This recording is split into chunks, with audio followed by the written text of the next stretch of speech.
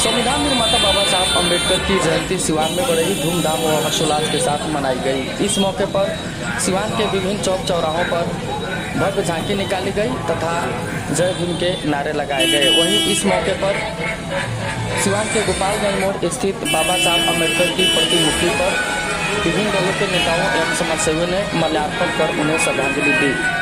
इस मौके पर एनडीए प्रत्याशी विजयलक्ष्मी कुशवाहा तथा जनता दल यूनाइटेड के जिलाध्यक्ष कंपटीशन कोऑपरेटिव बैंक के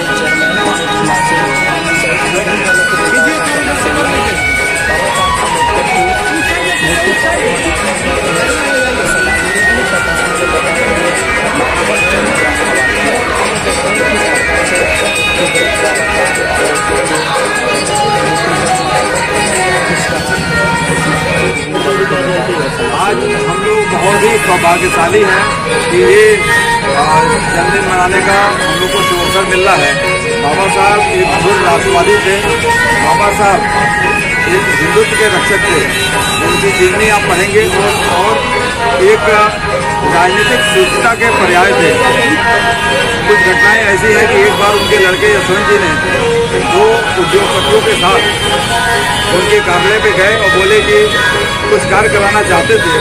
उस पर बाबा साहब ने उनको डांटते हुए बाहर भगाया। उन्होंने कहा कि देखिए, मैं तुम्हारा बेटा घर में होऊंगा, लेकिन यहाँ मैं एक कानून मंत्री हूँ। यह आपको जान के आश्चर्य होगा। बाबा साहब के 4 बेटे और 1 बेटी, जिसमें से केवल इकलौता ही बचा था, बाकी शुरुआत में ही उनकी मौत हो गई थी। अकेला बेटा, और जो इस तरह से मांग करे उसको उन्होंने राष्ट्रहित में और राजनीतिक शुद्धाचारण से उसको ठुकरा दिया था, उसको डांट लगाई थी।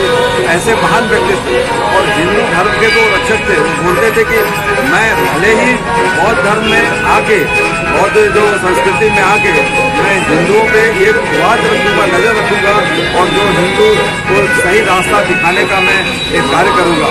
तो एक घर में ही रह के और घर के परिवार के दूसरे अंग को एक रास्ता दिखाने का उन्होंने कार्य किया था। साथ में अंतर्राष्ट्रीय उनकी नीतियां भी बहुत अच्छी थी।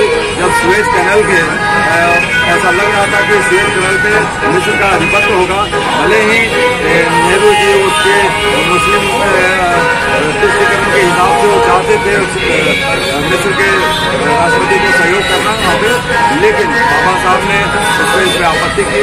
धारा 370 पे भी उन्होंने आपत्ति की थी और एक कानून पे जो उन्होंने अपनी वकालत की थी। और वो हमेशा चाहते थे कि हमारा राष्ट्रवाद अभियान, भारत का अभियान राष्ट्रवादी अभियान